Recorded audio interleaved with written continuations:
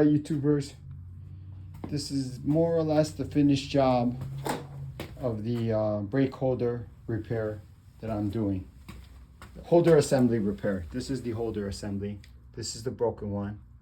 It got broken because I did not remove the brake caliper lock. So I took off and bam, that's what happens when you take off and don't take the brake caliper lock off. So these are the tools that I used. Some brake grease, some silicone brake grease.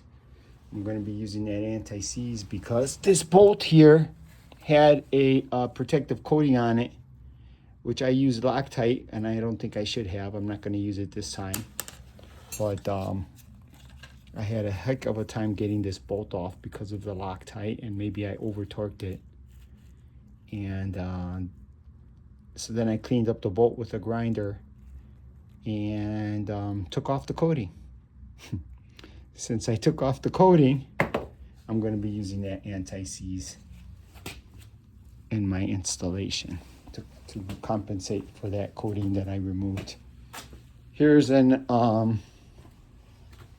the original brake holder assembly that I did the same thing. I did not take the brake caliper lock off, and boom, broke it. So this isn't gonna happen a third time.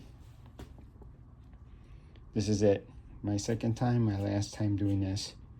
Hopefully the bike doesn't get stolen. If it does, I might be using my insurance. This was from the first job that I did. Right here, these were the specs that I measured.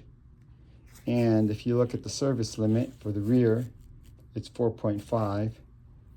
And I was well over 4.5 almost 3 years ago, 2.5 years ago.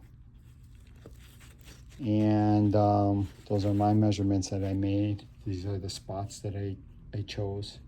Tried to do it kind of random and all around. So I like to document things nicely. So now this is on this job that I'm doing now. These were the measurements I took.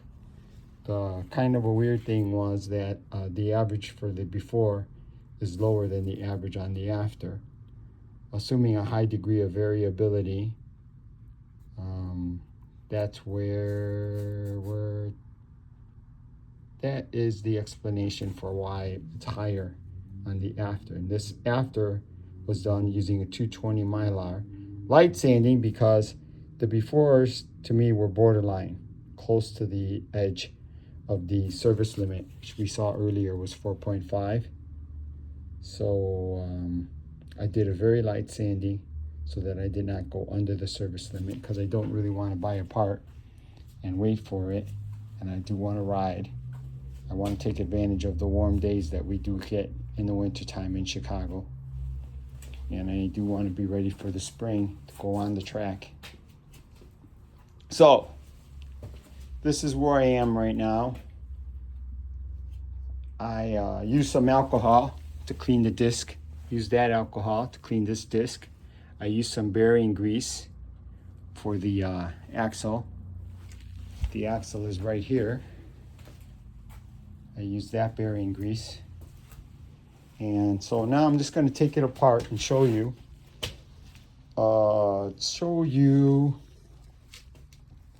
brake pads, the brake holder assembly, and hopefully I'm able to do that without any technical difficulties, without too much trouble. All right, so hopefully you'll have a nice view here. I'll be able to get this off and show you some more details.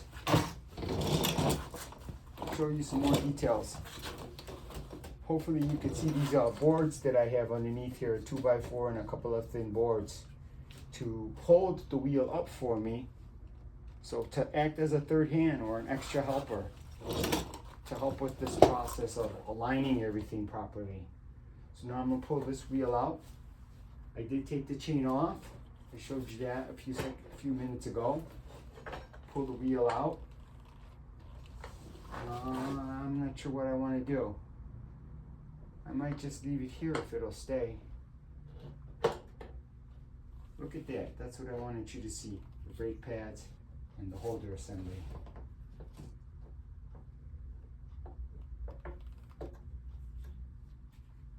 Let me move this on the side.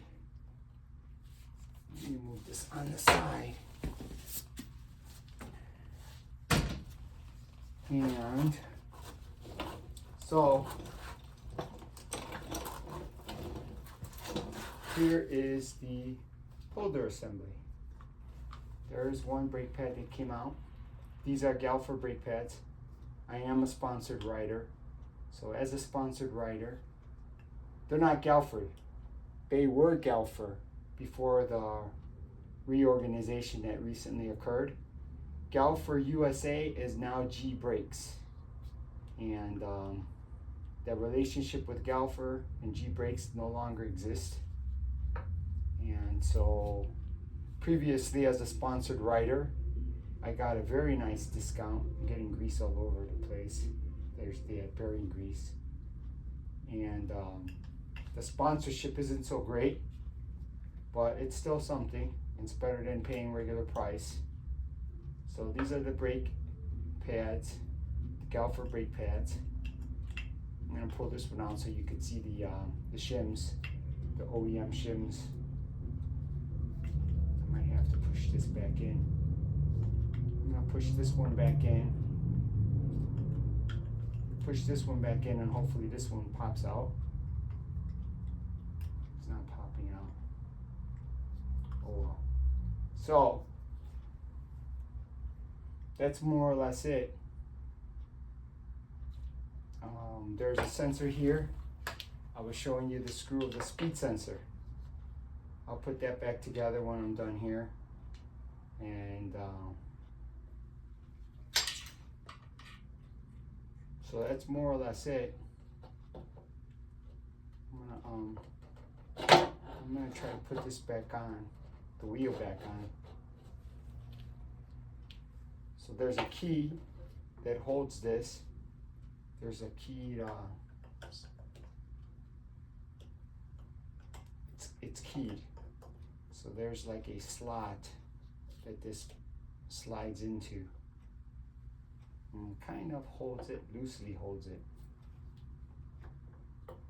And